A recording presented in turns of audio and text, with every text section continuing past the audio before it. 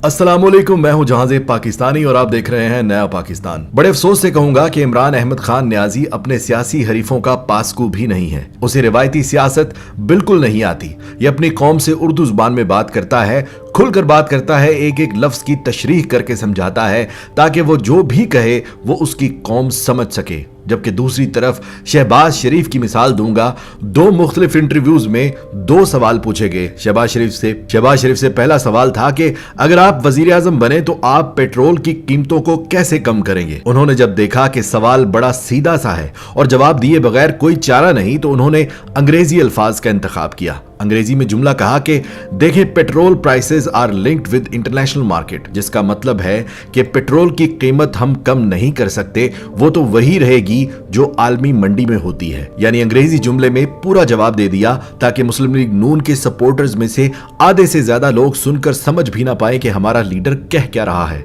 अलबत्ता खुशी में झूमकर शेर का नारा शायद लगा दिया हो कि हमारा लीडर भी अंग्रेजी बोल रहा है। इसी तरह एक और एंकर ने सवाल किया कि आप अमेरिका से अगर इतना डरेंगे तो फिर आप बराबरी के सलूक का तकाजा कैसे करेंगे। तो उन्होंने तहम्मुल से फिर अंग्रेजी जुबान में कहा कि बेगर्स हैव नो चॉइसेस, जिसका उर्दू में मतलब है कि फकीरों के पास मुतालबा करने की ताकत नहीं होती। यानी मौसूफ ने एक ही लम्हे में कायद आज़म के इस आजाद खुद मुख्तार मुल्क पाकिस्तान को फकीर बना दिया और साथ फिर उर्दू में फरमाया कि हमें अपने बच्चों को पालना है, उन्हें खिलाना है और इसके लिए हम बराबरी की बात नहीं कर सकते।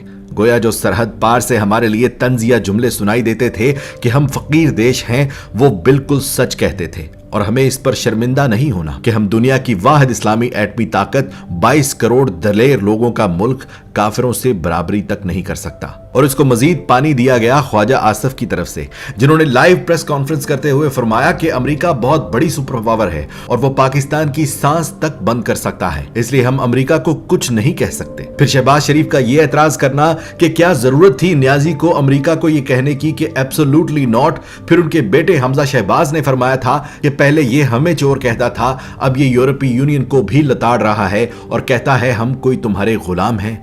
ये सब सुनकर मुझे यकीन आ चुका है कि हमारे साबिक वजीर आजम शाहिद खाकान अब्बासी ने बतौर वजीर आजम अमरीकी एयरपोर्ट पर पतलून खुद उतार दी होगी ताकि कहीं अमरीका हमसे नाराज ना हो जाए। इस मौका पर मुझे बॉलीवुड की वो फिल्म का सीन याद आ गया कि जहां जब कोई अपने आप को कमजोर और दूसरे को ताकतवर समझता था तो अदब में पतलून नीचे करके झुककर कहता था, जहां पनाह तोहफूक कबूल करो। अजीब कश्मकश में हूं कि अपने आप को, अपने बच्चों को अगली